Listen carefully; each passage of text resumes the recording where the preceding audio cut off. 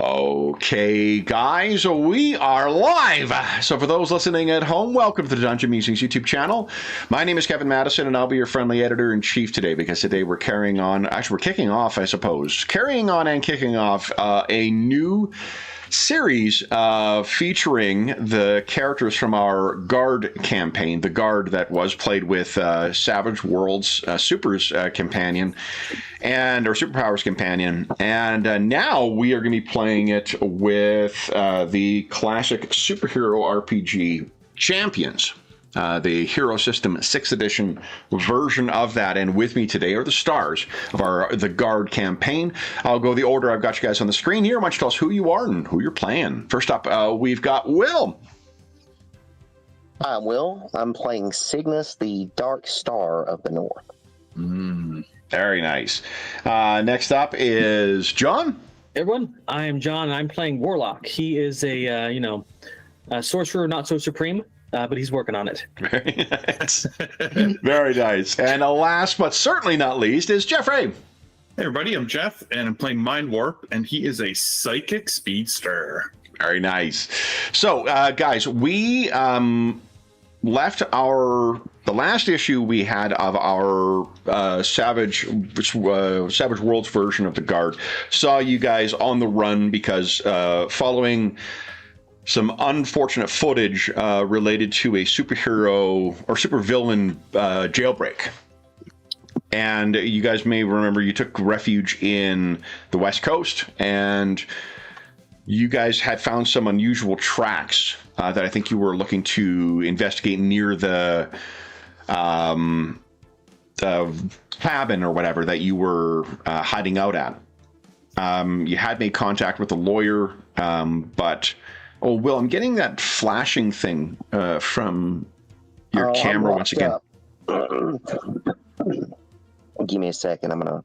Yeah, I don't know why. Because I think when you had it as show all last time, that seemed to address that issue. But Yeah, let's see. I had it. Flashes of Carcosa once again. Yeah, let me try and refresh. Sure. But we are going to be starting once we get back here. Here we go.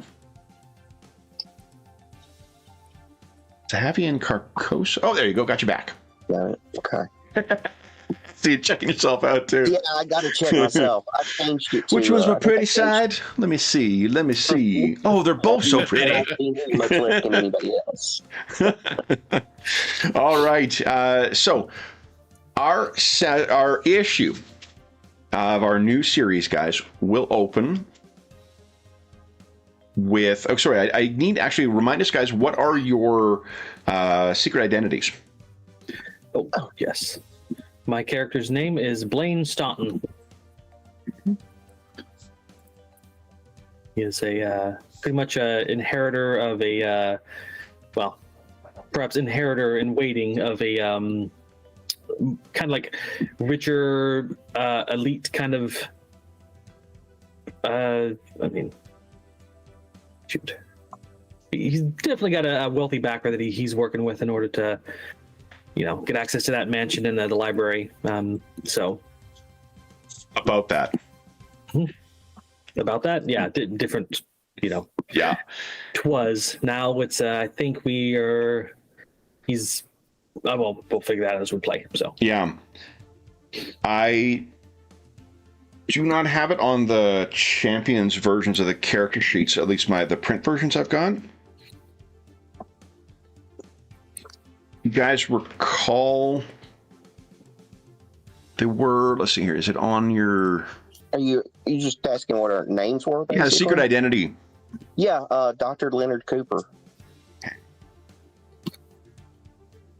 Not that kind of doctor. What kind of doctor? PhD. Physicist, isn't he? Yeah, he's an engineer and physicist. And Mind Warp? Mind Warp is Lincoln Mansfield. People call him Link, and he was he a physicist as well, or a mathematician? And he was a mathematician on, and a Canadian space program Yeah. where Oh, man. they were trying to use psychic powers to basically teleport the ship around through space to try and basically break the speed of light limitations of space travel and make it to other parts of the universe. Yeah. Unfortunately, it was self experimentation in Mind Warp's case, which resulted in his fledgling clairvoyant powers being dramatically transformed.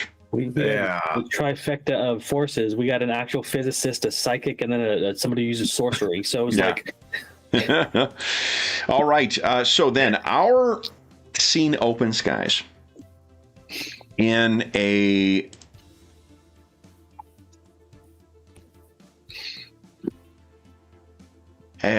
office in Yaletown in Vancouver.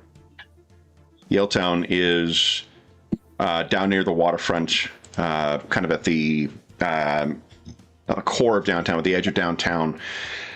A fashionable and older place. If you've ever seen the steam clock in any photos or videos of Vancouver, that's where you'd be seeing.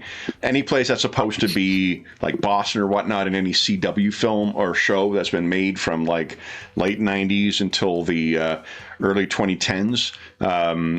It would be Yaletown is where those would be shot to make it look like Boston or, you know, New York or whatever. And it is Mr. Staunton. You are kind of staring out a window in an office in here, and it is daytime. So I've got an illustration from night just to give you an idea of what the layout is like. You're in one of these kind of brick buildings, probably something like what you see on the left-hand side there of the photo. And you hear a woman's voice saying, "Sorry, Mr. Staunton, did you hear what I said?" And you turn around, and what you can see is you are behind a desk. You're standing and looking out a window. There are two women who are in here. One of the women is sitting in a chair across the desk from you. She looks like this. And then sitting to the side with a notepad in her lap, looking like a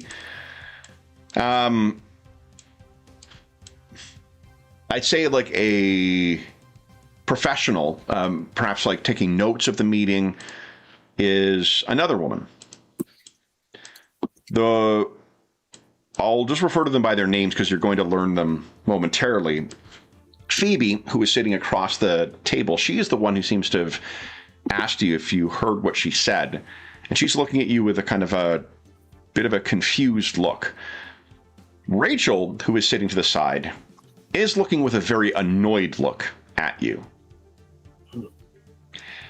If you do a quick look around, you do not know where you are, but you do know that you just have a feeling that if you were to decorate an office the way you would want to, this is precisely how you would decorate an office.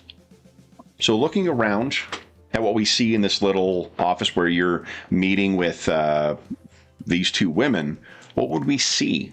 What would be on your desk? What would be on the shelves? What would be on the walls? Let's see. He tends to abhor a lot of technology. It just the newer stuff just doesn't work well with him. So it's probably there's a typewriter somewhere, old and dusty from misuse. A few picture frames of certain viewpoints in the city that he's come to like. Probably a few stacks of newspapers. A few just a little bit too much. He should have cleaned up recently. But it's a well carpeted area with soft muted colors, but the window would be the biggest feature to give him the biggest look outside. Meticulously clean for some reason. Mm-hmm. And there's a faint scent of smoke, like somebody who smokes regularly. Okay. Rachel, hearing your extended pause, says, "Blaine?" And she kind of gestures like she's waiting for an answer. he kind of blinks and steps away from the window and slides into his seat, and then leans forward and reaches in his pocket and pulls out a cigarette that he starts tapping on a desk and says, "One more time, just to make sure I've got all the details correct." Okay. Why don't you give us I think a presence check. If you've got a skill that you think might apply as well, remember you guys have, I think it's on there. It should have a generic skill for everyman skills under, if you go to your skills tab, guys. Okay, Cygnus has it. I've got profession, which is probably related to I'd buy that. more of his sorcery things, but presence. You got all of the everyman skills listed individually, Mind Warp. Yeah. So rather than just having one as everyman, you've got anything that says EM on it. Oh, okay. Yeah. Yeah, those are everyman skills. Okay. So, yeah, and you've got one as just everyman. Good. There you go, profession. Okay. So. Get my poker face on. Yeah, you say it one more time. Phoebe seems to give you a bit of a look like, and she looks over at Rachel again, who her face changes dramatically when she turns towards Phoebe and says, it's sometimes beneficial to hear the same story, the same multiple times. Yeah. There may be something that brings to Mr. Staunton's attention. Yes. And repetition tends to reveal hidden secrets or more information. Rachel shoots you a look that probably was caused psychic damage, but then it seems to have mollified Phoebe enough, and she turns back and she says, "Well, all right. My husband and I recently moved into my husband's family home, a larger property in North Vancouver. And since moving in, I've been hearing what sounds that cannot be explained by plumbing, by any infrastructure or things about the architecture. I've heard sounds and thumping, and I think that my house is haunted. My husband thinks I'm being foolish about this, but if we're to live there and have children there, I would prefer that it be, I'd like my mind put at ease. He does not know that I've come to you. The house, and you look down and you can see that there is a pad where you clearly have been taking notes, and there's a reference to an address that you would recognize as North Vancouver. For those not familiar, North Vancouver is a separate kind of community north of the city of Vancouver proper. And the address she's given is a very expensive property. It is very likely a mansion. And it's in my handwriting? In your handwriting, yeah. He'll tap his cigarette next to it, just kind of puzzling, and then this in his mind, he's like, "This will give me a chance to like orient myself, see what's going on."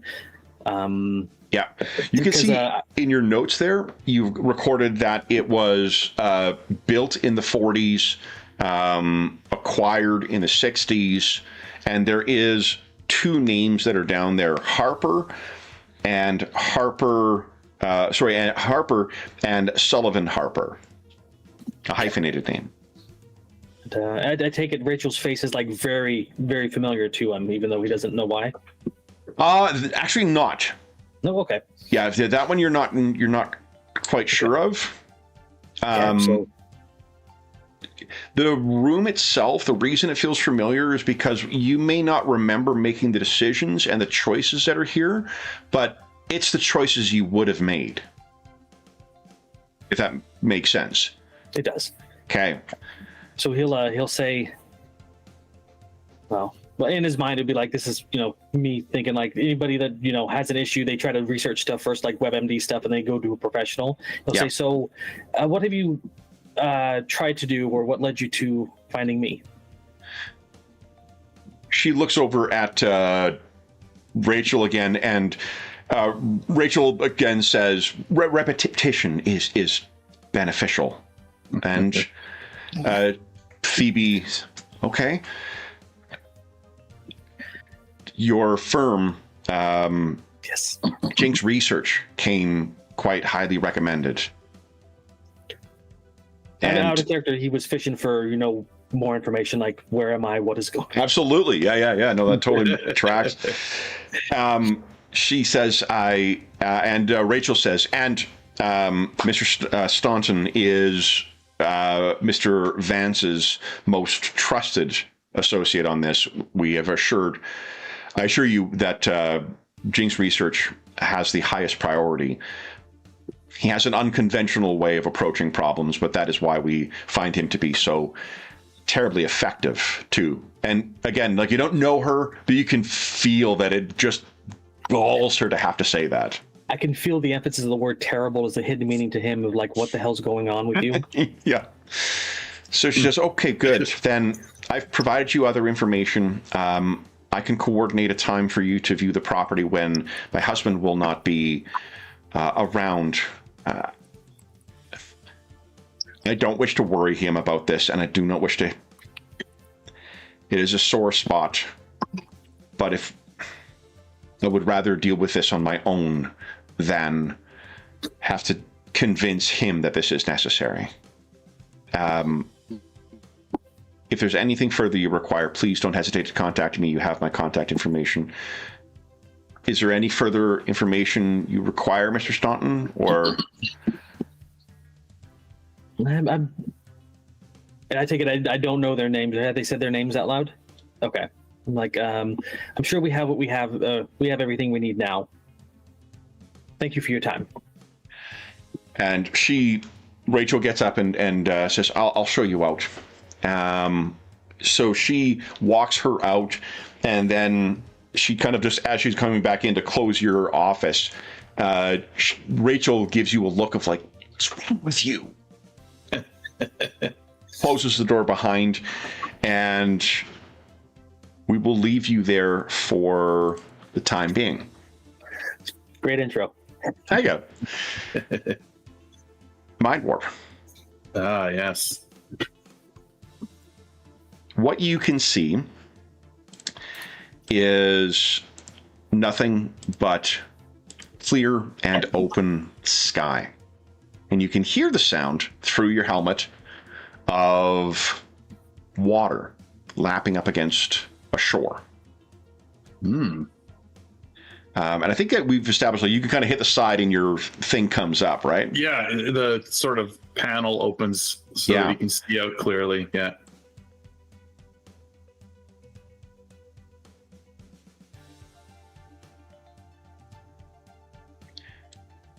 You find yourself on the shores of some lake.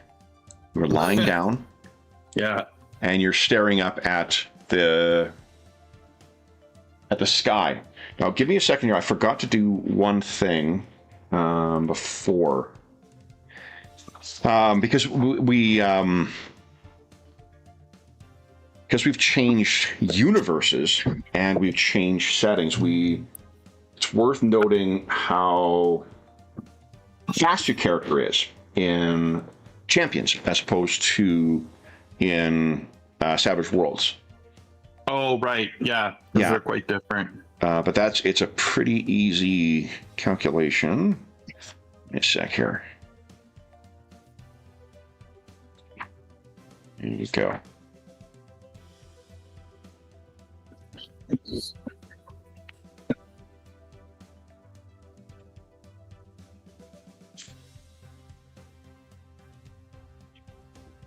Carry over real world speeds. Okay, so your non-combat running is 72 meters, it looks like. No, non-combat is 144 meters. 144 meters. Yeah, 72 is combat. Oh, okay, right. I've got the half move, and the character sheet displays it as half move and whatever. So 144 for non-combat, multiplied by your speed, which is 7, multiplied by 5 to get the move per minute, multiplied by 60 gives it per hour, and divide by 1,000. 302 miles an hour. Kilometers. Isn't that in kilometers? Kilometers per hour. Yeah. 302 kilometers an hour. Okay. Yeah. So, crazy. You wake up and you're looking around. If you want to give us a perception check. Yep. So 300 would be about, so it's 60, so that's about 180 miles an hour for the Americans. Oh, good. I was just sitting here going, all the American viewers' heads are exploding right now. Welcome back to the game. Roll 20, nat 1. No, remember, that's great in this game. Yeah. Oh, is it even? Okay. Yeah, you want to roll under. You always want to roll low, even in combat. So that's a great roll. That's you succeeded by 6 on that. Oh, where nice. you think you are is on the shores of. I want to get it correct here.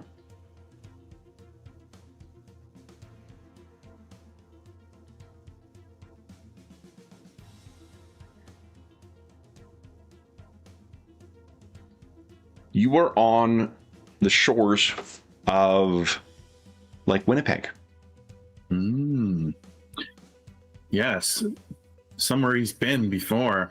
Somewhere you've been before, and near, it's sort of coming back to you, but you're having different recollections of different places. You remember on one of those, you came to the western shore of Lake Winnipeg because there was a place called Bifrost that was here. Oh, yes. And if we see you sort of scout up and down the shore a little bit, you will find that there is a sign indicating that you'll be entering Bifrost Municipality. Oh, I was looking for something. And this is 3 provinces over from where Warlock is. There's British Columbia, Alberta, Saskatchewan, and then Manitoba. And then right next to that is Ontario. So, looking around, Mindor, what is... I guess you probably don't have much time to think about things until you hear a buzzing in your phone. I pull out my phone to see if it's that crazy phone that was given to me by the phone fader. Yeah, the phone fader. Yeah, it's actually not. That's his first thought. Yeah. So the phone is different, and the other thing that's different is this is a notification of a text message from your brother. Oh. Where your brother is enrolled, at least before the shift was made, your brother was enrolled in university at the University of Victoria. Yeah, that's right. Your brother is also a mutant, and you had some dealings with some folks who were interested with him not long ago. Yeah, isn't he in danger? What does it say? He quickly flips it open, yeah. Yeah, and it just says, still coming this weekend, ? Oh. I'll just answer, of course. See you soon. Okay, and he responds with, whatever emoji you think is appropriate for your brother. What was your brother's name again? Oh my goodness, Kevin, that's a serious... Well, if you're having difficulty remembering, being wrong about it is not necessarily the wrong thing, because remember, he didn't exist in the Savage Worlds version of your character. Right. Oh man, what was it? So your parents named you Leonard. What would they name your brother? Lincoln. They can. Oh, your name is Yeah. right. Sorry, Leonard is Cygnus. My character. Yeah. Yeah. Lincoln. I can't remember. Oh man, what was it? I don't. Jeff does not remember what we No, made. and I don't a long actually. time ago. Yeah. So we I can didn't- just Really doesn't matter for the purpose of this one because Calvin. His name's Calvin. Calvin. Okay. Yeah. Calvin Mansfield. So Cal. Yeah. I call him Cal. Okay. So Mind Warp, knowing that Cal is here, how does that impact? And know that you're at a place that is named after a celestial bridge. Yeah. I think he's just thinking like, where am I? And I think we leave Mind Warp there for now then. Yeah. I like that. And we cut to now Cygnus. Remind us, what does Cygnus look like? What does Dr. Cooper look like when he is not the Dark Star of the North? Redheaded. I think I had a picture once upon a time. I have to find that again. But yeah, redheaded, vague outline of a scruffy beard goatee. Not heavy or anything. Okay. White guy. Okay. Average height. Okay. So so a typical Silver Age protagonist. To some extent. I don't know, the scruffy, the beard, I don't know what the proper term is, where it's just enough to be noticeable. But The like 5 o'clock shadow kind of thing, you mean? Or kind of the 5 o'clock shadow kind of is a permanent feature. yeah. Yeah, he uses one of those shavers that just take it down to stub Right. instead of like a blade or whatever. Yeah, right. Right. Let me see here. I thought I had Let's see if I can find that picture. something for us here. Oh, that's Victoria. So I don't have an illustration or a photo of Vancouver. Oh, you know what I can do though. Wonder. Oh no, I won't. It'll be stupid Roll20 with its logging of things. I'm going to use our Yaletown one again then. But you were working outside. You're actually in, I think, in Richmond, which is south of Vancouver proper. Cygnus. It's incidentally where the EA campus is located. Is in Richmond. You are sort of similar to what Warlock found himself in. You're in an office. This is a very impersonal office. There's probably like maybe 2 or 3 features that are similar to what you have. What you have. Been able to add here to personalize the place. And there is a knock on the door. And you realize that when you hear that knock on the door, you're sitting at a desk that you don't recognize. You're in some kind of, it has a corporate office vibe in the sense that it's not personalized. There's not a great view. There is a campus outside similar, like you can see there's lawns and long buildings with young people who are moving around, lots of backpacks, and the screen is open with a bunch of there's some kind of testing data that you've been reviewing. Do you want to give us a profession or science check and see if you can? Let's see, I've got computer programming, mechanics, inventor electronics. Do you have a profession Mm-mm, scientist? No, I don't. I've got a weaponsmith. Yeah. Let's see here. Give us a now give us a computer programming check. Yeah. It's not quite right, but Close enough. so probably what you've got then, if that's the case, then it's going to be engineering relating stuff. So it's going to be testing on materials and things like that. So there'll be that's a good roll though. So what you can pick up from this is that so I'm trying to find something here. What you can see is that this is it's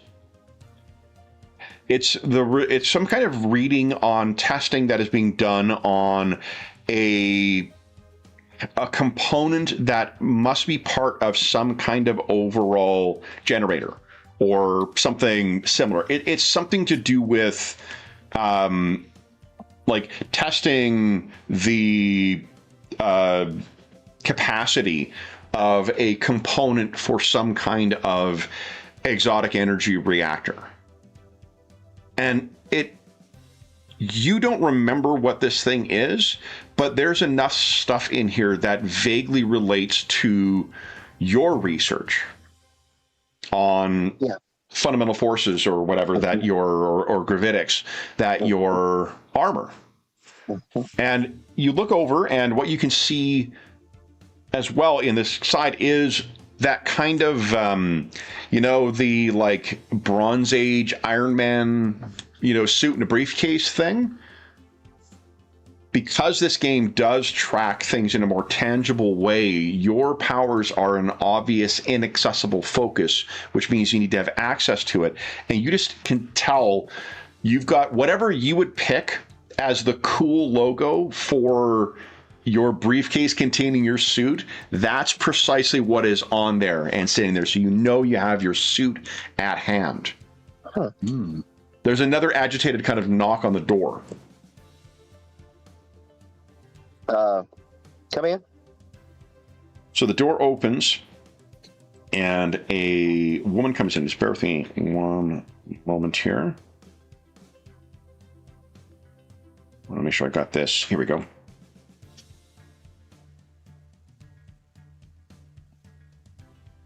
Yeah.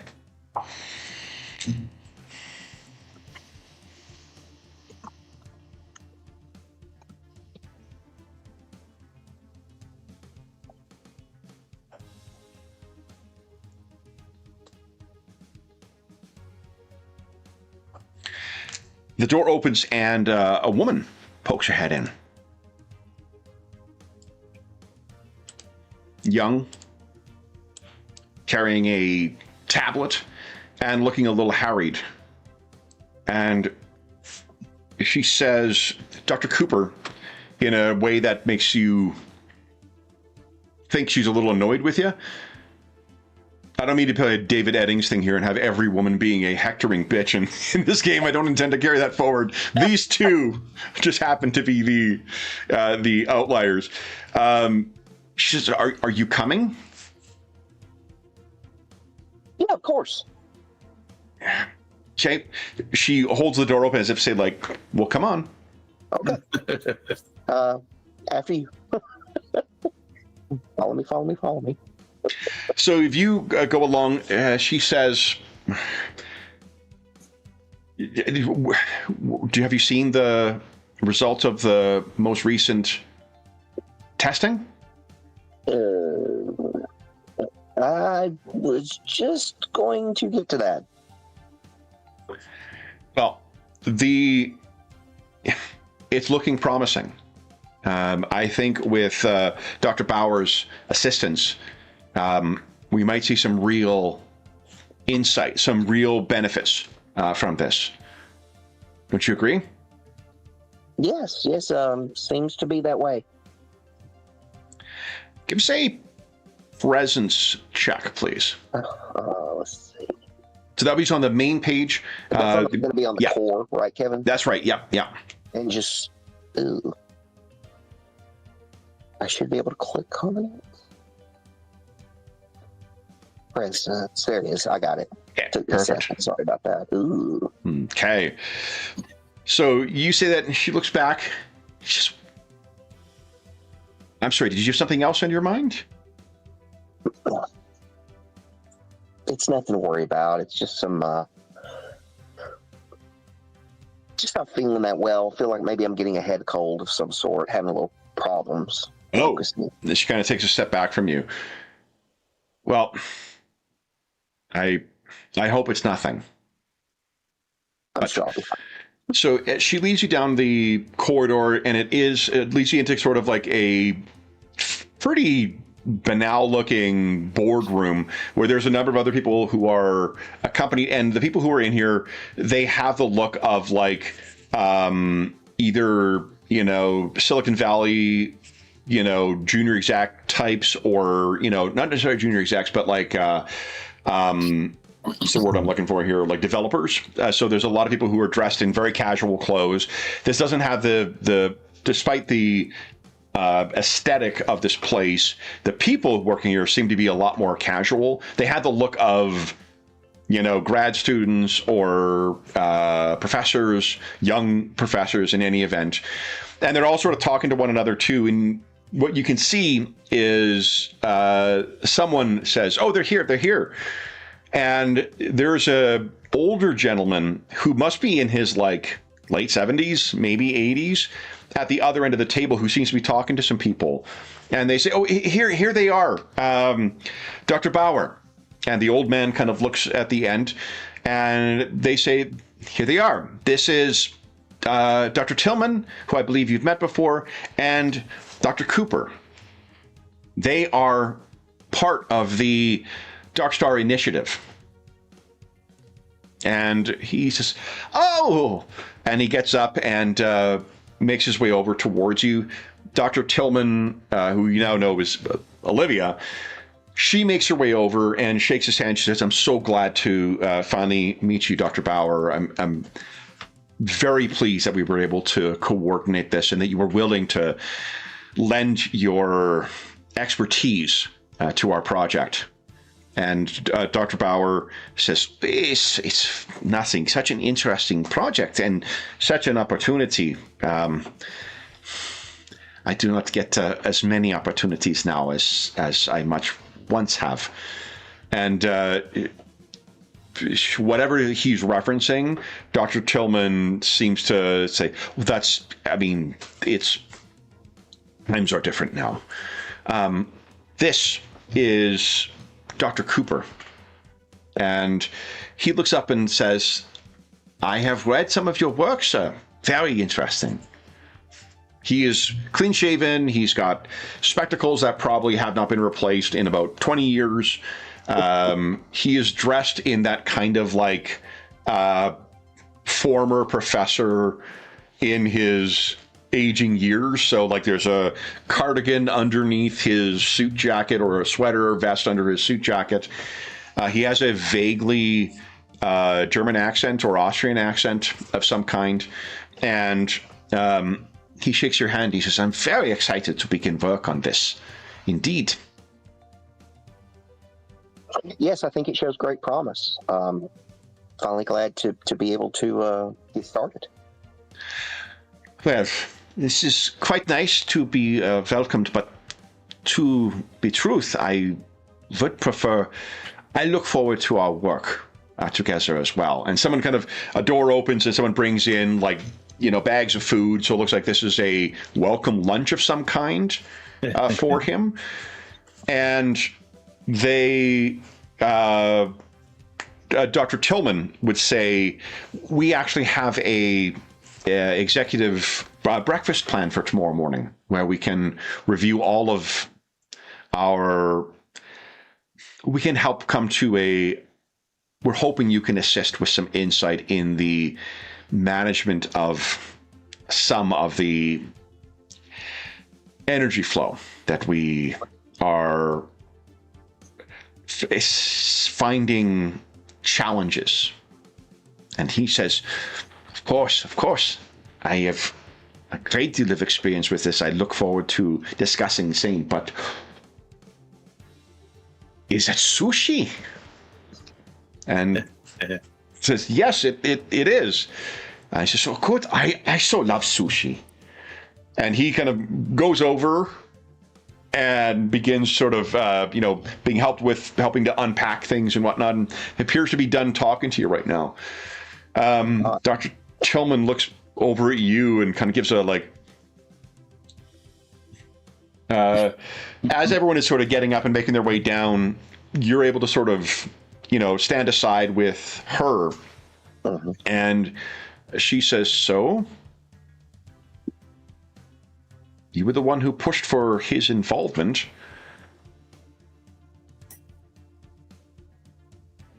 That's right. What's your impression? Does he strike you as a mad genius? Well, he doesn't seem mad by any stretch of the imagination. This will be the first project he's operating on, and under his own name, since the 70s.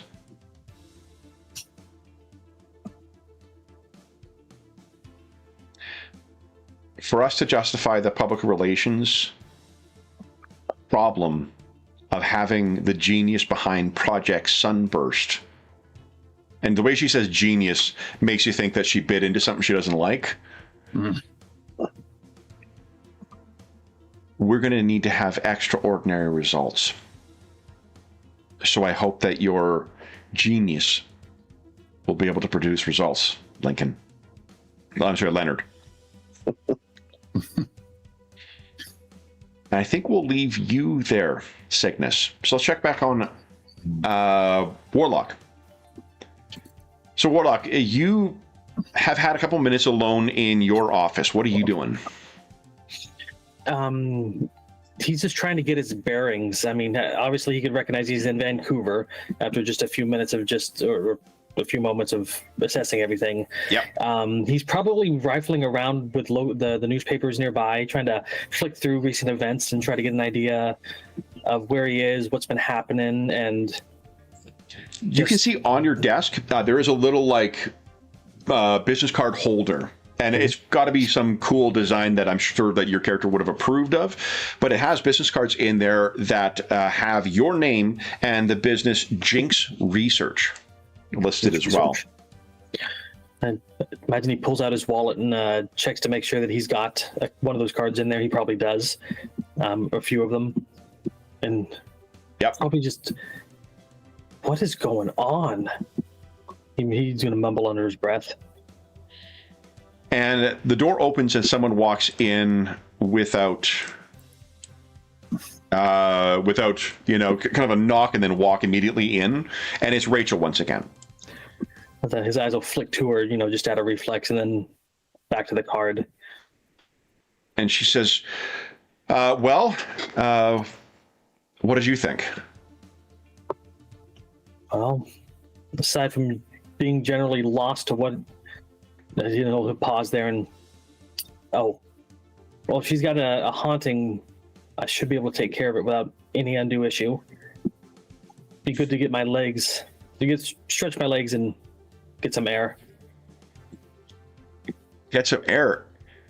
Andrew wants to hear about this. This lady and her family, they have money. If we make a good impression on this, and I expect that you will, this could lead to much more lucrative clientele. Less ghost busting, more unhappy widows with lots of money. He'll lean, just reflexively, he'll take that business card he picked up and put it in his vest pocket and try to give her a smile and says, well, ghost busting what you keep me around for, isn't it? See her eyes narrow, and she seems a little like she's not as annoyed with you, and says, come on, I've got a video call set up in the conference room. He'll look around for his suit jacket and pick it up and, just slip into it and make his way after her. Okay. Then he'll look for anything like he could figure out for a name for her. What if anybody says it on the way, like, "Hey, Rachel" or something, he'll try and get information. So he doesn't Yeah, look like you probably overhear it in that way, and you're like an investigator, so I imagine you managed to have called up. In contrast to the sort of beige on gray that you would see in Dr. Cooper's office, what you're seeing is a much more like, this has the vibe of a Vancouver startup or some other entertainment business related thing. There's a kind of glass enclosed conference room in the center. When you leave your office, you can see that that's there. There's lots of brick around in here, so it's got the kind of like reclaimed materials vibe that a lot of offices in that area do. She leads you in, and very quickly, it's totally his vibe. Awesome. I'd like on the way, just narratively speaking, he's going to look like he's mumbling to himself. He's trying out the word Rachel and Andrew to see what feels best in his mouth, just because these are new names in the brain, but his body might know how to say them. Yeah. So there is you walk into a conference room, sit down, and very quickly there is a flash on the screen on the projector for where the video call is, and this gentleman appears on it, and he appears to be sitting in a airplane chair, and the way that it is sort of cocked to the side, it looks like it's a private jet. And he says, Rachel, what do you think you would ask people to call you? Would it be Blaine? Would it be Mr. Staunton? Would it be... We're totally informal. It's always Blaine. Always Blaine? Yeah. So he says, Rach, Blaine, how do things go with Ms. Sullivan Harper? And Rach says, when you don't jump in, it went good, Andrew. Seems like she's having something that needs rest, needs some... She believes that she's got a haunted house. We've got record search for this, and there is something curious about the mansion. And Andrew says, oh? And she says, yeah, her husband is Jermaine Sullivan Harper, but he was Jermaine Harper II before they were married. Before that, Jermaine Harper is the son of Colby Harper. And Andrew says, how does that name sound familiar? And she says, well, that would be because, while never prosecuted, it was suspected that Colby Harper had connections with Demon. And Andrew says, oh. The slightest widening of Blaine's eyes at the mention of Demon. And Andrew says, well, that was... Satanism was a fad among certain types at that time. And Rachel says, it was, but the house coincides with being built when the Cabal's activity was most active in Vancouver. Andrew says, I see. So, ghosts or forgotten demons? And Rach says, that's why we have Blaine. And Andrew says, good. And Blaine, what do you think? I don't think it'll be too much of a problem. No, cursory investigation. If I don't find anything, I'll find something, and we'll make sure that she's taken care of. If hinting towards, there'll be a spectacle one way or the other, so she feels like she spent her money properly. That's good. Good. We always want clients to feel money is well spent, particularly with this. But if Demon,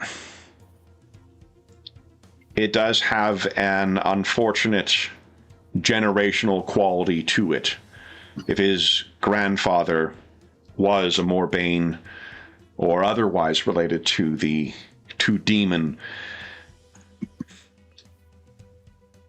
did you get the sense that she had any suspicion of what family she's married into? Rach kind of looks to you to get a sense of that. I felt she didn't want her husband to know what she wanted, what she was doing. Whether she's suspicious of him knowing if she knows about his history or not. I could not tell, but I'm not getting the vibe that she did. Rach says, research suggests that the husband changed his name. I assume at her request. And he says, so someone looking to reject heritage, or someone just simply so much in love that they would do so? Well, it's pretty common to take, different last names in this era. Indeed, but family names with that much money and history, they're not shuffled aside lightly. In any event, I trust that you have it in your under control then. And Rach says, we do. Retainer has been paid and we have the contract signed. Andrew says, excellent. I'll look forward to receiving an update in due course then. Thank you both. And the camera goes off. Rach kind of turns to you. I have everything compiled in a physical format as you requested. And she pushes over a printed stack of a bunch of shit. There are some older papers that are in there as well. Once you finish... You're welcome, Blaine. And anything else that you need, let me know. We'll get... we can have Trevor do further research if need be, but... he'll say, I apologize for my absent-mindedness earlier. My mind was worlds away. Looks at you and puts a coffee in front of you and says, when is it not? And then leaves you in sort of the glass bowl looking around. She's leaving. He'll kind of like follow her with her eyes and kind of read her body language. Is like, there's this feeling there's something going on here. Maybe just under the surface. Not. Does he think that they have a relationship that he doesn't know about? Give us a perception check, please. Let's see. It's one thing if he's in another world that's every man's go, right? Sorry, perception would be under the core tab. Should be near the bottom, I believe. Oh, perception roll. Here we go. Found it. Oh, nailed it. Oh. It's just if he's like, something's going on, and then there's another added complexity going on here. He doesn't want to stumble. No, over. like you definitely. So as far as you can tell, there's not a sexual chemistry here. It seems to be friendly coworkers. Okay. Yeah, that is going on. She goes into her office. He sighs with a little bit of relief at that, and then goes to digging through the files. Okay. You'll see him like pull out a cigarette, and he's like, he's not supposed to smoke in here, but lights it up. Okay. Just a little test of his powers, and then love it. Okay. You can tell as well, just from looking around, there is also in the center of the building, there appears to be a library of sorts, and it does not have the look of like new books or things like that. It has the look of a rare books section of a college library crossed with the sort of central library in a law firm. Ooh. So when you need to have access to your books to refresh your VPP, that is where you will go to do so. Okay. Mind Warp, where would we find you now? I think there's like a little bit of a flash. He's probably sitting on one of these rocks here. Yeah. And he's got his phone out, and we'll just have a little short flashback to when he was in the other world, and he kind of lost it a little bit, and he had that whole murder board or string board where he had all these pictures put up and all these strings attached. Yeah. And sort of his mind exploded into that room there in the mansion. And I think that there was one or two key differences that he found between the worlds. Yeah. And I think he's sort of Googling to see is this true? What's going on? Looking up Fader or some of these people and seeing if it's what he remembers or if it's the other world. He's immediately in his mind, he's sort of feels like he could be home. So he's kind of checking these couple things on his phone and like, just like, what you're finding is there's not parallels to any of some of the things you found. There's no evidence of any kind of, or no news stories regarding a tragedy in Churchill.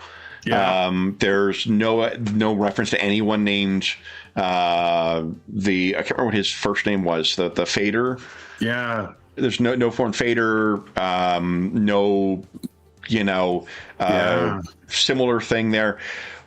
All the references you are finding are references that you would remember from your original. Yeah. world. Okay.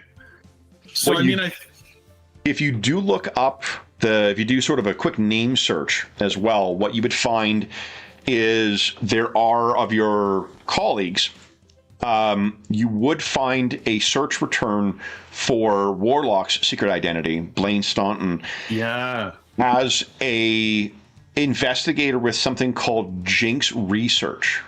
That seems to be run by an individual named Andrew Vance.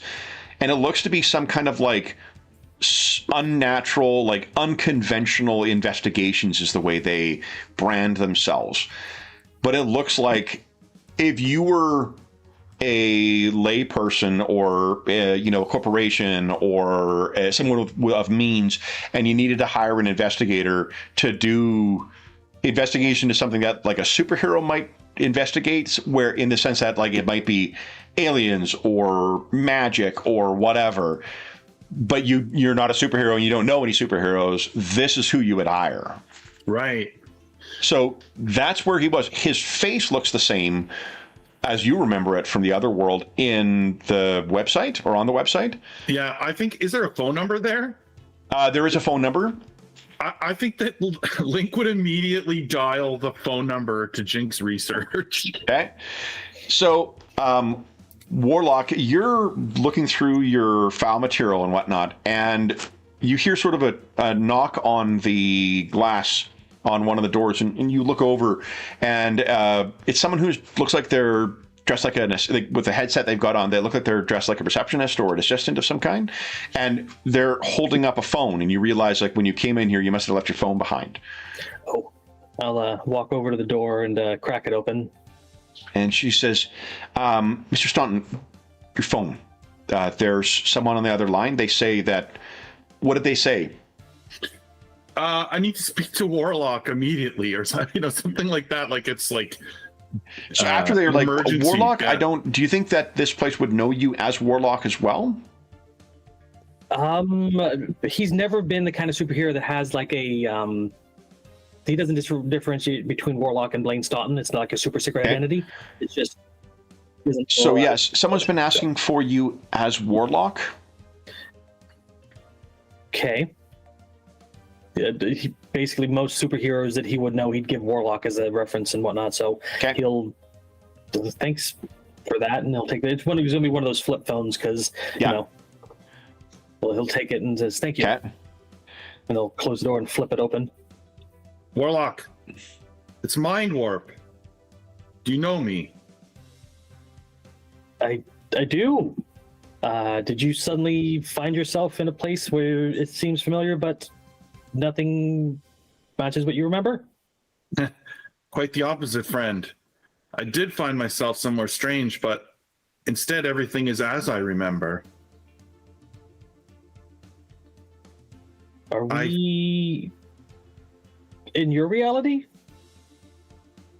If I had to make a guess, it would seem that whatever pulled me into your world has now pulled you into mine.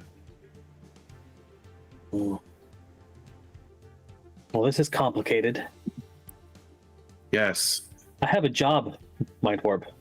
I didn't know you in this world previously. So, yeah. Oh, where are you? To look out the window, Vancouver. Well, I'm coming to British Columbia this week. And he'll flip through the paperwork to find an address for the firm, and then they'll give it to Mind Warp and say, "Took me a moment. I'm learning the job I apparently have on the fly. Apparently, I'm an investigator of some sort." That would fit with your skill set. From what the website said, it's sort of paranormal, which makes perfect sense to me. Have you spoken to Cygnus? No, this is 15, 20 minutes, I think. Half an hour? No, I've basically I became aware of what's going on in a meeting with a client, so first chance I got a smoke break and to rifle through some stuff. Yes, there's a chance that him and Bouclier have also been pulled through. We'll have to try and find them. This is what we get for involving ourselves with the eldritch entities trying to take over the universe, and we'll figure it out. If you want to Mind Warp, like, you would have the tech savviness to be able to sort of put him on call. You found Warlock pretty easily. If you do want to do a Google search for probably. Cygnus and then try and conference him in, you can certainly do that. Okay, so let's cut back to Cygnus for a moment. So Cygnus, how long do you think you would stick around at that sort of welcome lunch? Not long. I think he probably excuses himself to maybe go blow his nose or something. You know, something as mundane as humanly possible that ties back into the previous slide. That's great. And I think that as soon as he slides out of there, he pulls his smartphone out and actually Googles himself. Okay. So you find that there's probably a LinkedIn profile for you. Yeah. And I think like your education tracks with what you've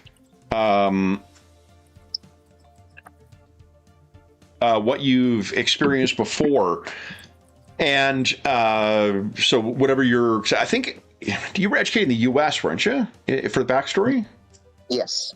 Okay, so same thing on that too. And then what you found though is that in recent years, like there's no mention of the guard.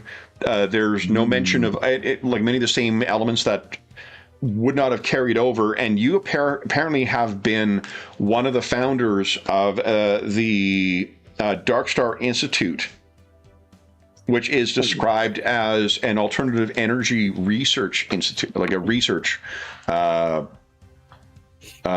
institute. What's the word I'm looking for here? Like think tank? Yeah, think tank work. So, startup, is that what you're looking for?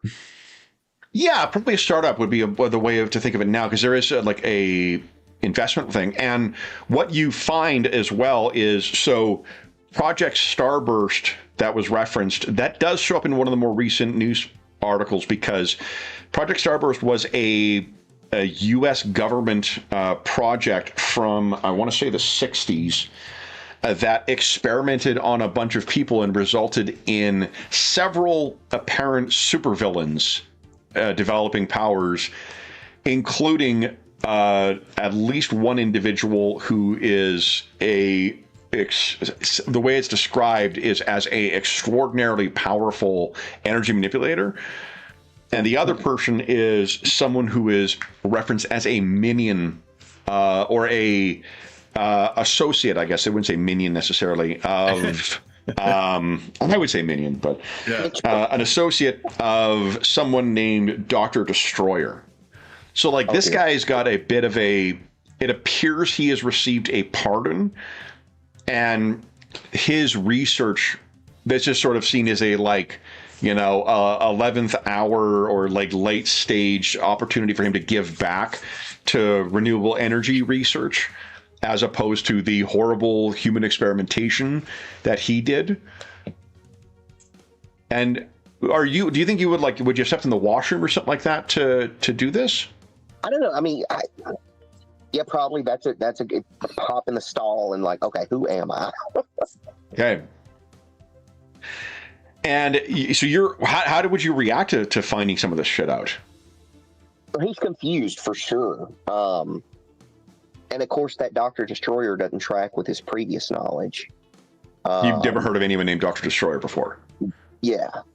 If you do sort of like a hyperlink thing, what you would learn is this is a former Nazi scientist who appears to be the preeminent and one of the most dangerous supervillains around.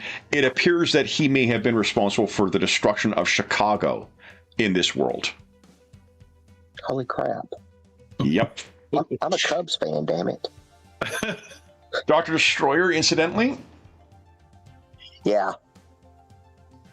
Oh, goodness. I remember the classic illustration. Oh yeah. There's the cover of the big the blue book, the 4th edition with the George Perez cover. Yeah, it's good stuff. Yeah.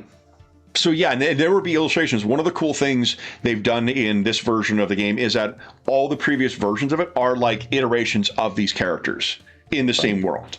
So you would see those classic, like, do I have one at hand?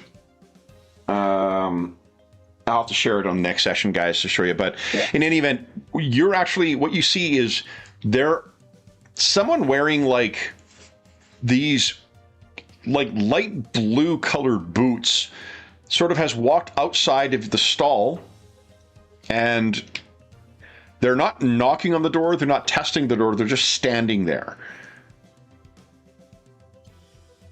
And you can hear a voice say from the other side,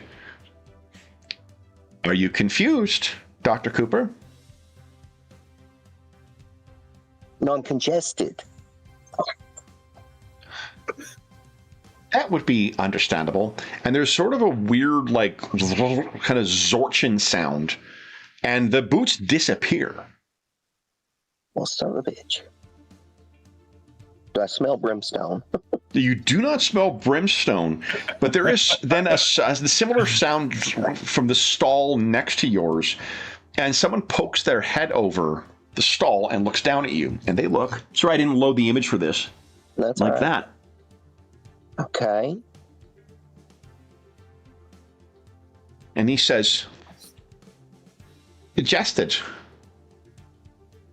That might be expected. Unfamiliar allergens."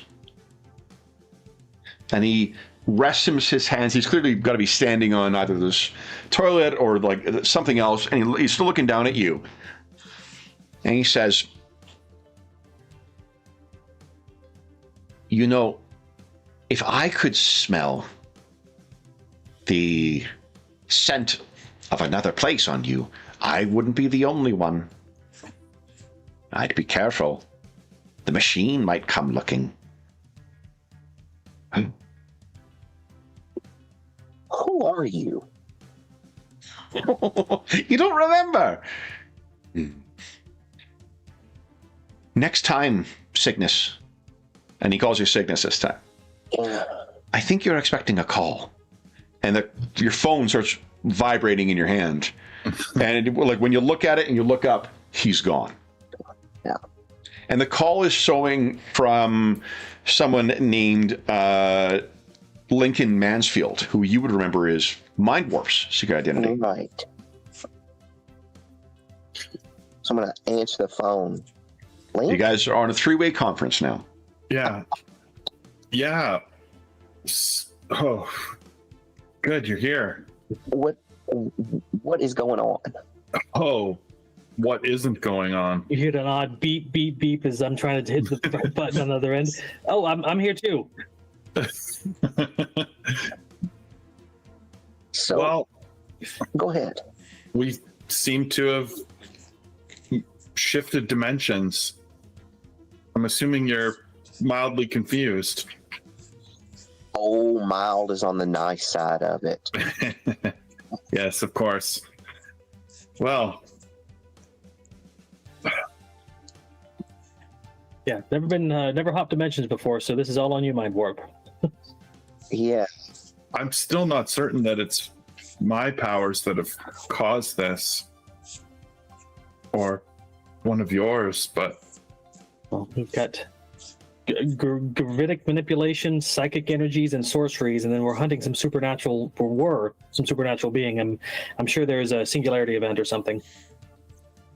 because I mean, whatever happened the first time pulled me into your world. And now I seem to, or we all have been pulled back into my world. Maybe for some reason your presence was needed here. I see there is no guard in this version of the world. No, and apparently there's no Chicago either. Kev, I take it we have no memory of how we got here. We just all of a sudden just, Blaine will say, I have no memory of what led up to this, so I have to assume some of us, at least I did something stupid. I don't know about the rest of you. It was similar the first time this happened to me. I just sort of joined a life I didn't know that was similar but not the same.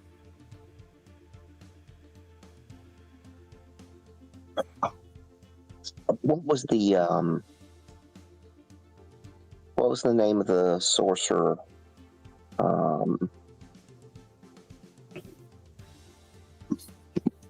At the mansion. Dr. Sam Neill looking guy.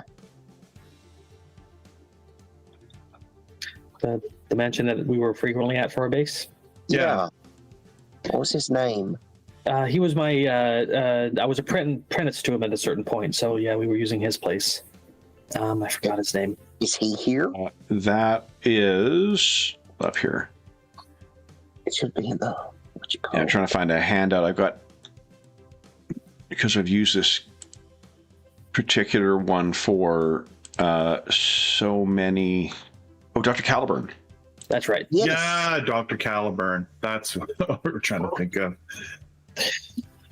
I don't know. I haven't looked him up yet. But I mean, we as a group didn't exist, No. or don't, or whatever the proper past, future, present tense, or whatever that is. So maybe what this world was missing was the guard. There's definitely other superpowered individuals. I just had a run-in with one in the bathroom. Oh, well. Wait, what?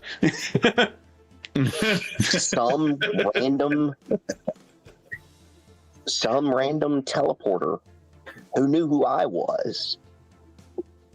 Like, in this world or in the old world? No, here. Well, I mean, you should definitely expect that there will be people who know who you are in this world that you do not remember. You hear Warlock sigh as though he was hoping for something, but now he's like, oh, nope, I can't. Yeah. I don't think he. Out of character, he was hoping to avoid some contracts he might have signed, and, Oh. That is one thing that he said, is that he could smell that I wasn't from this world, that I was a traveler. Oh, well, we can't have that. That might And be he more. said he wasn't the only one who could do that. So just to reiterate that point for you there. That he's not the only one who could tell you aren't from this world. Right. There are other people in this world who will be able to tell that I'm not from here.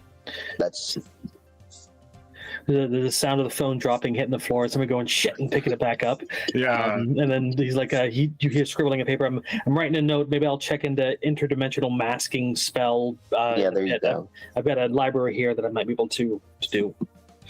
Yeah. That fellow with the goggles did reference someone as well, or something, didn't he? Oh, yeah. He mentioned something called the machine. That is a very vague search feature. As a person, perhaps? The machine. Yes, not as like a random thing that one uses, but as something with a intelligence, drive, purpose.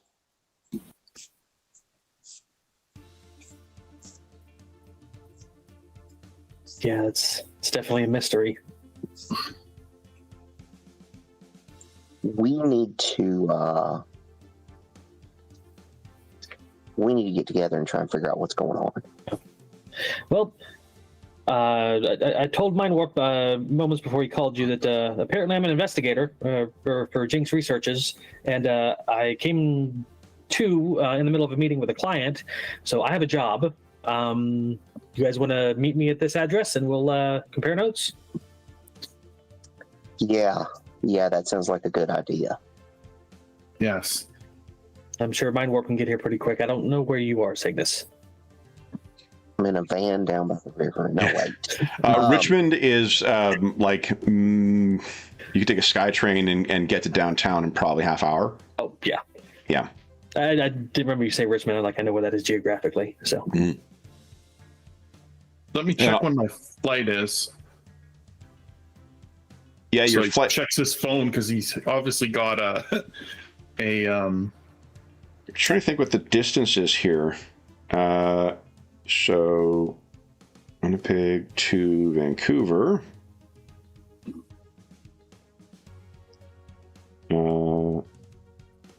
It is 2303 kilometers. So that's about 8 hours of running if you were to run it. Oh, I guess I could.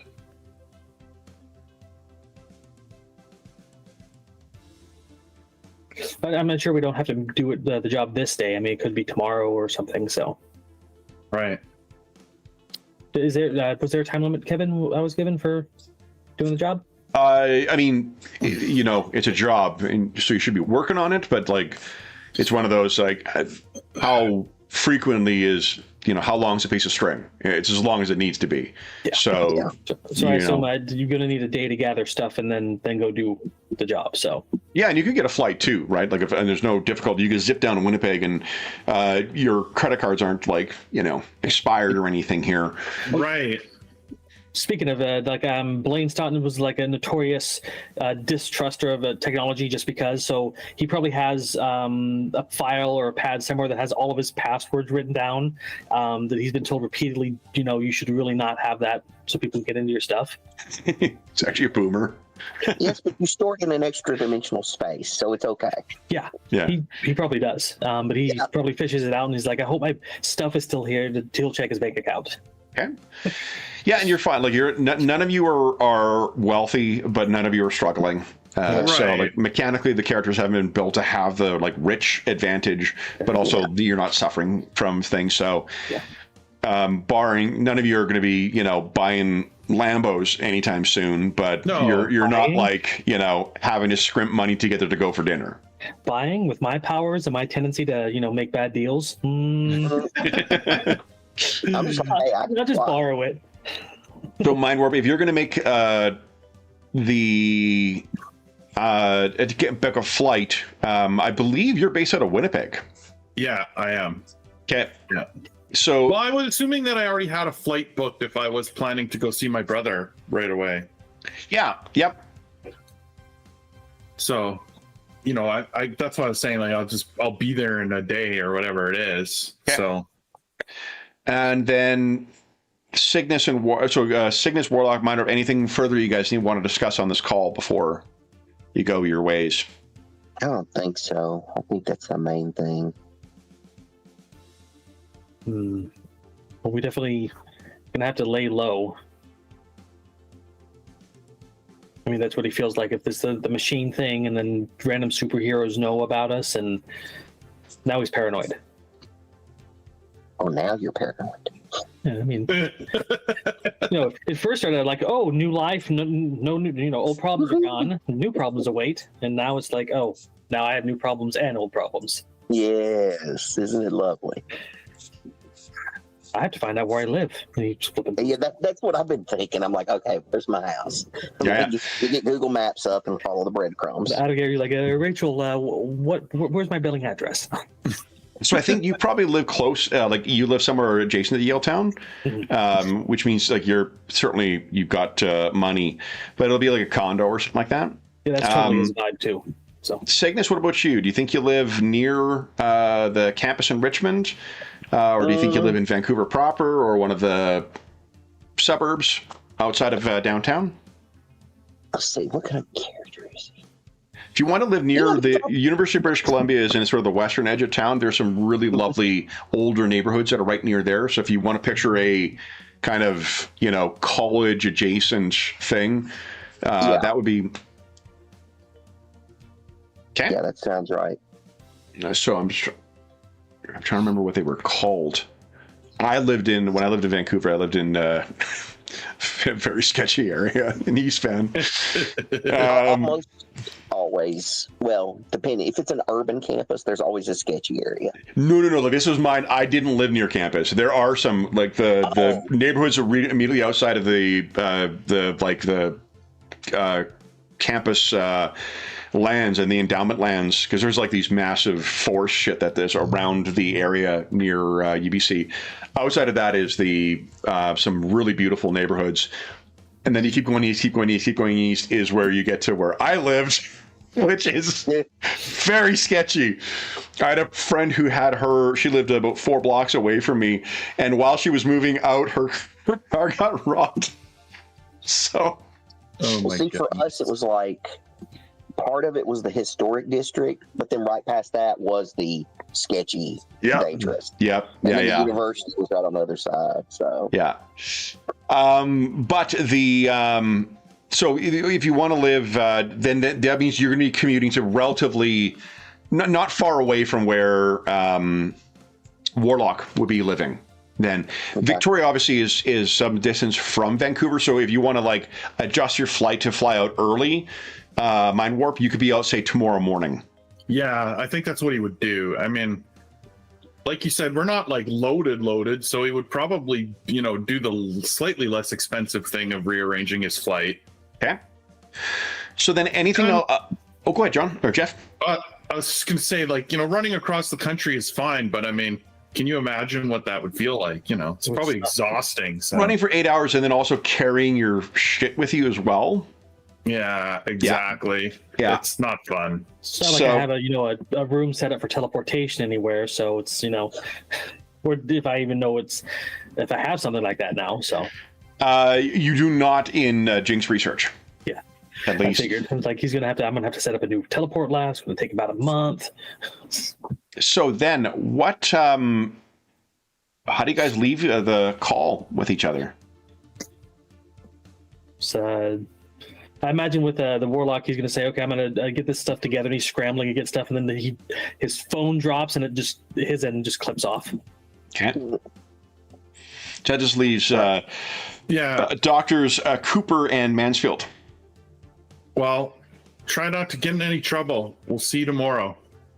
Yeah. See you then. Okay, so you guys hang up.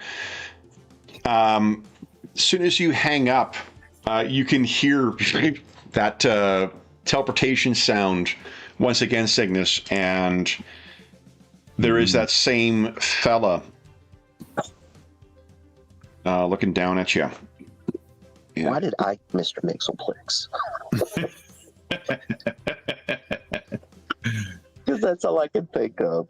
And he's sitting on the thing looking down at you with the goggles on once again. He says, "You found each other pretty quick this time." This time? He puts a gloved finger over his face, and you can see there's like glowing lights on his thing. There's something very bizarre going on with his costume as well. And he says, "I may have said too much. Take care, Lenny. I'll have to speak soon." And he's gone. I hate when people call me Lenny. I feel like he knows that. Yeah. So, Cygnus, let's stay with you for the time being. What do you do now? There's the welcome greeting for Dr. Bauer. Yeah. Like I said, I guess I can feign out this whole sickness thing. And at least get out of here for the rest of the day. I think that's probably a good idea. He'll probably, well, I think he could do it on his phone, but he'll probably go back to his office and pull up his calendar. Okay. So you go back to your office, and with a little bit of navigating, there isn't the Form Fader software in this world either. So it takes you a little bit of kind of fussing around. You hear a knock at the door once again, and like, geez, like it's always something. And it is Olivia once again. And she comes in and says, "Has Snezhit spoken to you yet?" I'm sorry, who did you say? Snezhit. Security? No, what's going on? She brings the tablet over to you and sets it down, and she says, "First, we have not found anything missing. We have not found anything wrong. But this was captured in the footage on the laboratory." And she activates, let me see if I've got a handout for this fella. Nope. Bunch of character sheets. Give me a sec here. I think I've got a...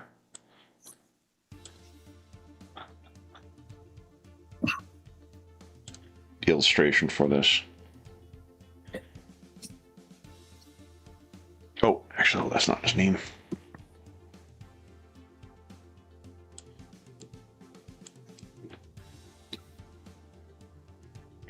So what you can see is that from the time code, she shows you a video on her tablet.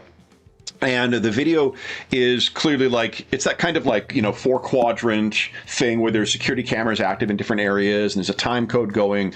You can see it's from last night. And the information that is sort of scrolling by suggests it's like 3 a.m, maybe. And what happens is in the facility there, where there is some kind of apparatus that is built there, you would guess it's probably just because you don't remember building some of the stuff, but some of the stuff is similar to what your research had been in the previous world. And you can see someone where this like engineering lab is. This person in this two-tone footage just suddenly appears. And they go over to one of the computers. They seem to take something from one of their somewhere on their costume, put it in. They work on the computer, and then they retrieve that thing, and they're gone.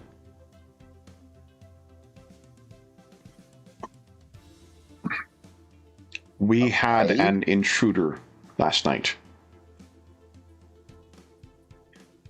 I don't recognize this person, but Snezhit says that it's an American criminal who calls himself Tachyon.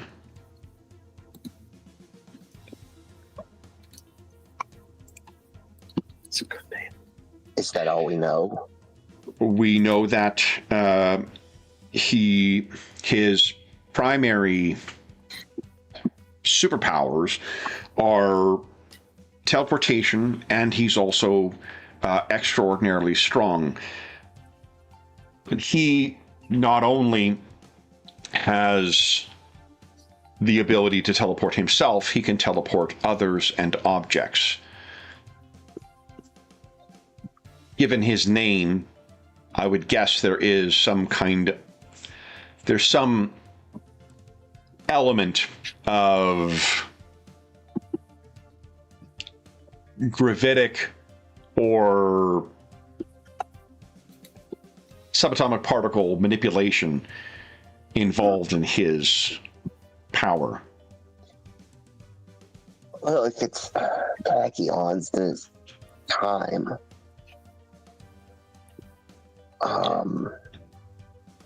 What did the computer records show? What did he access? He accessed the testing results. He did not have access, thankfully, to any of the prototypes, any of the design specifications. It was simply the testing. Now, from what Stage knows or has found, he seems to be a gun for hire, as they say. But given the nature of his powers, there may be a personal interest in this as well, given your side of our research. The physics, yeah. But that's it. That's it. Given what Snaja said, is there's nothing barring stationing people to deal with him. There's not much we can do to prevent him from coming. At least not something that wouldn't also disrupt our work. And if he is, as Snaja's research suggests, superhumanly strong, we don't want to fight in the engineering lab either. No, you never want to fight in the engineering lab. You only fight in the war room. That's a joke. Okay. She's like, this is not funny. And I appreciate this. Do you think, well, let me ask you this. How protective of his secret identity has Cygnus been? I mean, I think he's done a pretty good job, really. Okay. He does enjoy that separation. Yep, so then she doesn't know who you are, who you really are. So she says, then what do we do? We call Until? Do we notify the Steel Jacket Brigade? Let's see. Where would we start? What would be the best starting place?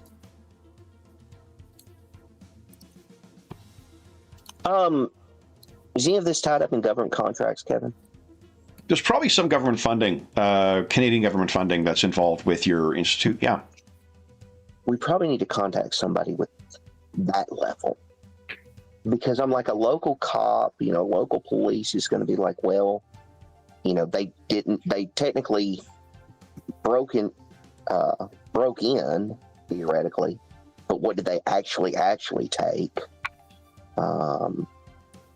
So yeah, it seems that maybe going to a higher level of government might be a better way to handle that. Hey, give me a second. I said Steel Jacket. I think it might be Steelhead. Thinking, give me 2 seconds. Until I remember. I don't remember the other one. Until, and let me find out here. Here we go.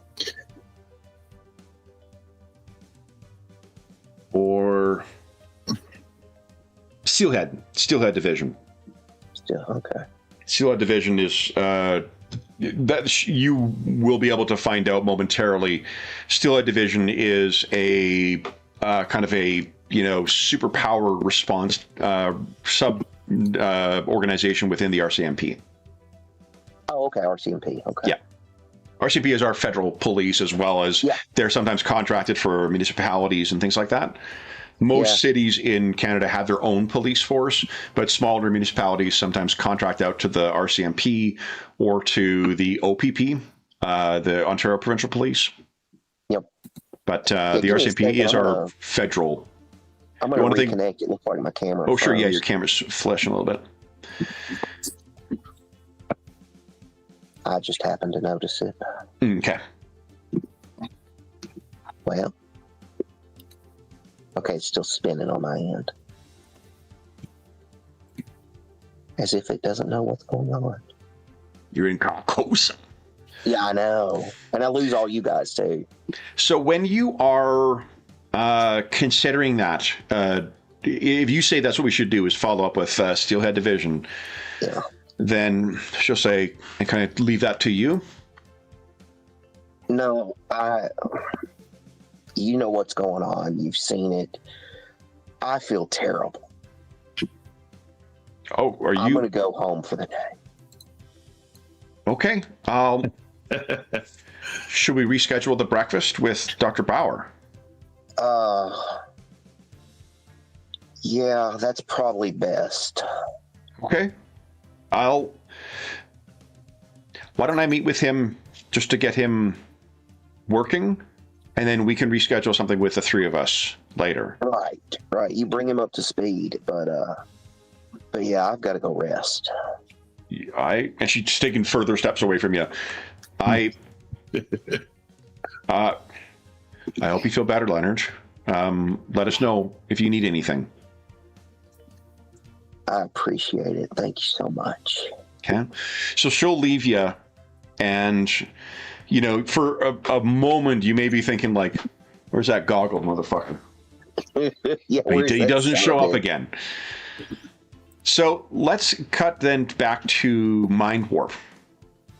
So we would see you. Tell us what you're like. Where in Winnipeg do you live? What does your home look like? What are you doing? Is you're kind of like making sure that you are indeed home once again?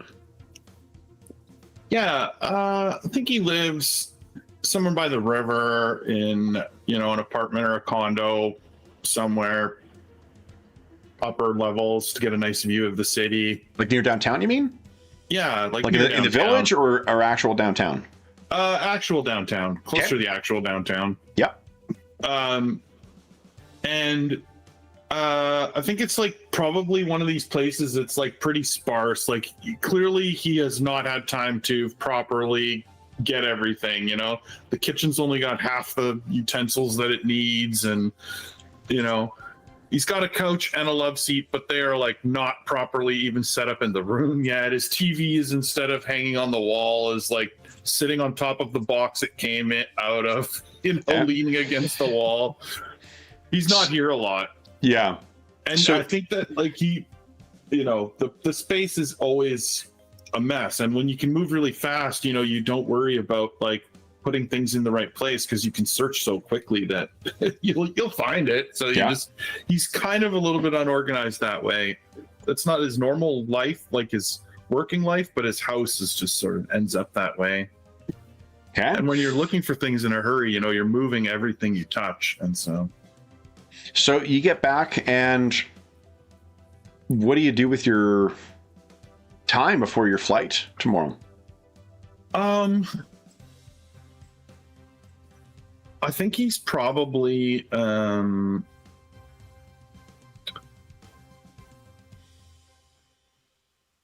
maybe he's actually, honestly, he's back. His house is a mess, but your own bed is always your own bed. I think he takes a good night's sleep or a good rest. Like, I'm finally back in my bed after all these weeks. Like, it's like he's been on a weird vacation. And so I think that like, he's packing, he's doing all these things. And then, over time, the bed just calls to him. And I think that you see him get a good night's sleep in his own bed for once. And he knows he's now leaving again. So like, this is his only chance for that. He's going to be gone again. And so as much as he probably should be fussing and calling all the people that he knows. But like, he's also thinking like, that's weird, right? If you just start calling everyone and like, I haven't heard from you. And like, it doesn't make sense. Right. So he's trying to be kind of cautious of like not doing the sort of movie trope of calling loved ones and being like, I haven't talked to you in forever. What do you mean? We talked yesterday. Like that kind of weird. Yeah. He's trying to avoid that. He's kind of trying to avoid the pitfalls of some of the dimension skipping that has happened. Okay. And I think, would you give us a perception check again, please? to be on the core tab near the bottom. Yeah, this one. Okay. So, Lincoln, you're having a bit of an odd dream. You've got a PhD, at least one, I think. So you probably would have done at some point in your grad school some kind of teaching, whether you were a strictly research scientist or not. You would have at some point done some kind of teaching. So I'd like you to picture some massive lecture hall, one of those ones that's got like the big whiteboards and then the ones that can sort of scroll up, that can accommodate a theater seating with a bunch of students in it. Yeah. That's where you're in. And there's a bunch of things. We can hear the squeaking of the, what do you call it? The markers on the whiteboard as you're kind of writing out some kind of equation. Yeah. And it's obviously dream gibberish, like that kind of stuff always is. The thing is, it isn't. Oh. And then you sort of stop and you notice, and you're looking back, and what you've begun scribbling is a good chunk of the equation that led to your accident. Oh. And you sort of catch us, and you look around, and sitting in the lecture hall, in the middle of the room, is one occupant. This could easily hold like 100 students or 150 students in here, but there's only one occupant in here, and it is a child of like 8 or 9, wearing some kind of gray private school uniform with an antiquated kind of haircut, who is sitting, dark eyes, dark hair, and sitting just paying attention. And if you stop and turn around and make eye contact with him, there's sort of a cocking of his head like he's curious. And he gestures saying, "Continue." And his voice is that like weird dream, like reverb thing, as if it's like 3 different voices all sort of layered together that fills the chamber. It's not commanding you, but kind of is. Yeah. Who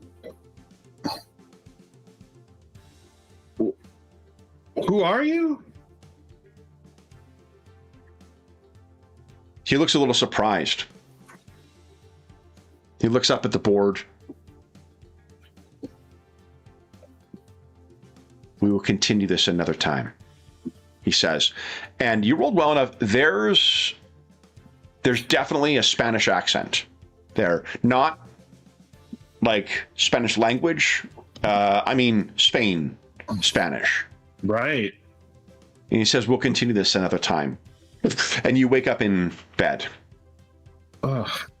I wanted a good night's sleep.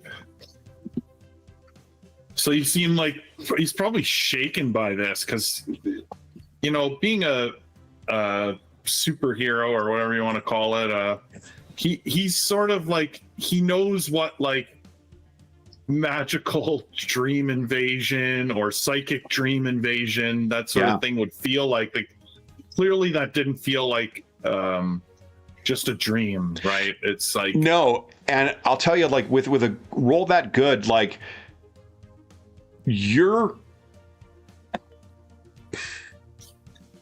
would question how often that might have happened to you before and you never noticed. Right. Is it a coincidence that this happened and you happened to notice the first time that you remember yourself back in this world? Right.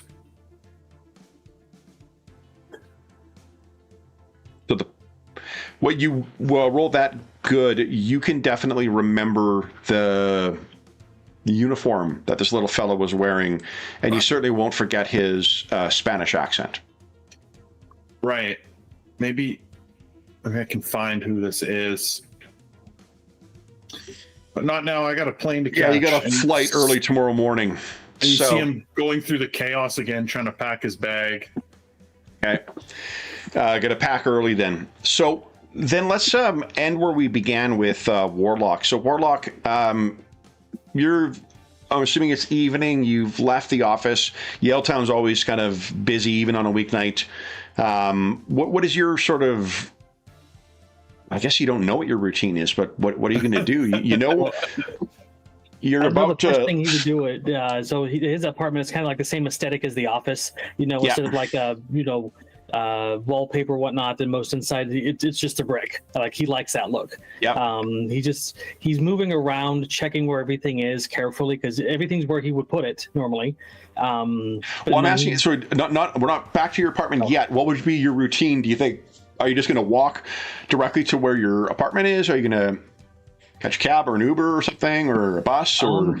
I think he's going to walk, just to get a feel for the area and the vibe, because this is like, if he wasn't at the mansion in the other world, he'd be living somewhere like this. Yeah. So he's just sinking it in, a little bit enjoying the, freedom the situation allows, and just smoking a cigarette as he's walking. Okay. Would you give us a perception check as well, please? Sure can. Yeah, he's oblivious. He's just nice. No, that was success. Yeah, it's on the nose. It's on the nose. Barely paying attention. So, what I'll tell you is, as you're walking along, and you're taking these places, you're probably passing convenience stores where you're like, do I stop in to get smokes here? Is that what I usually do? Is there a place you get takeaway from? Is there a street food, vendor that you get from? It's tough because you can feel a sense of familiarity. We don't feel a sense of familiarity, but you're trying to maybe feel that. But something does come through that is very familiar. Someone is watching you. You have that feeling. You're kind of looking around at the crowd, and for the briefest of moments, there is, like if you look through a crowd and then you make eye contact with somebody, for the very briefest of moments, you make eye contact with a woman in her probably maybe mid to late 30s, attractive, very well, clearly of money, very well put together.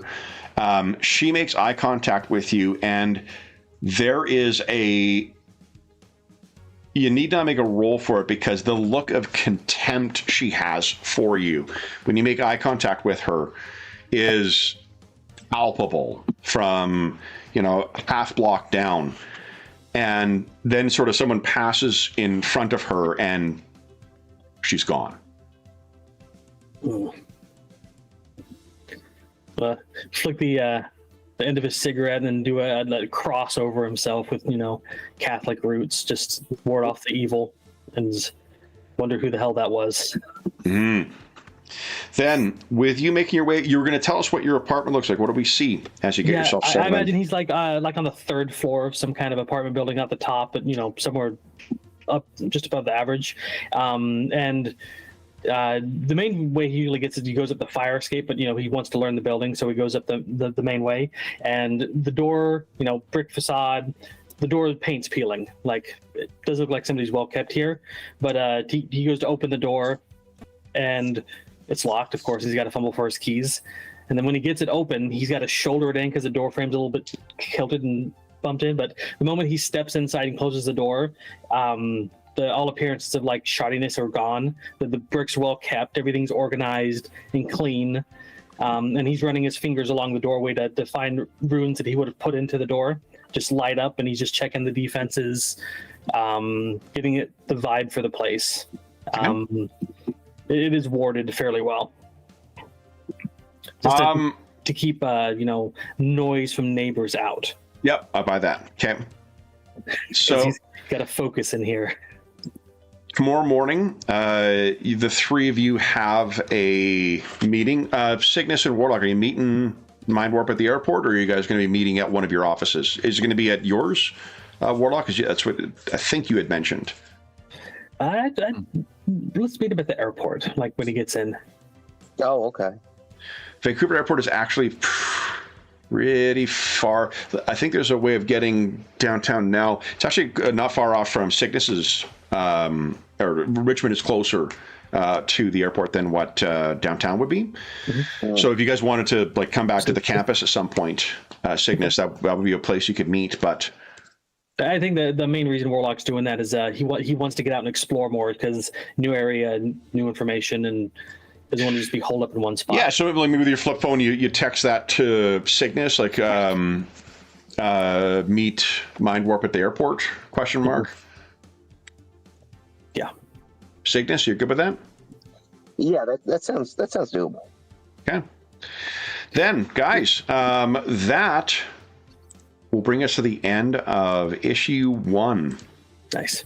Of our Champions of the Guard campaign. One more hero to reintroduce too.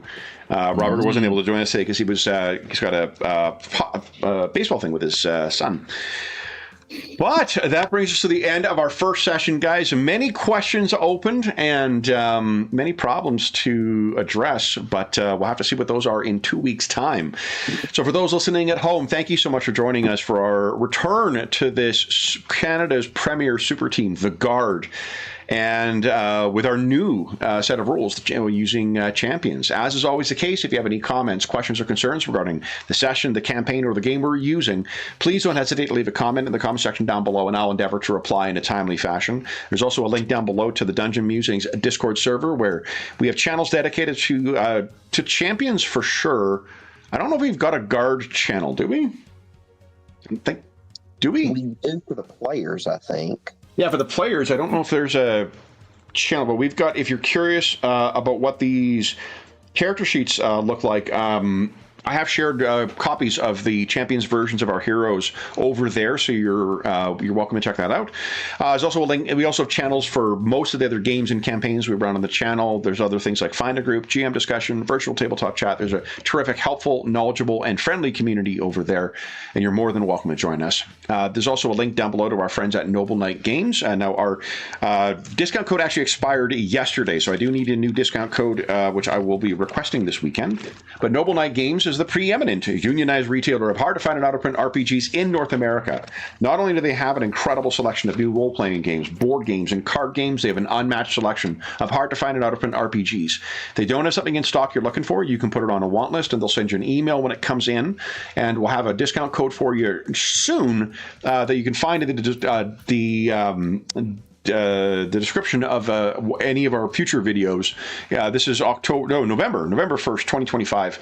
So if you're listening to it after this time, come back to one of our more recent videos. They'll have a discount code there that will save you 10% on any purchase of $10 or more through their website. The last thing I will say is a huge thank you to our stalwart heroes. So Will, Sean, and Jeffrey, thank you so much for joining me back in the Great White North, guys. Congratulations on successfully making your transition to Champions Earth. I'm sure it will not be a boring time for you.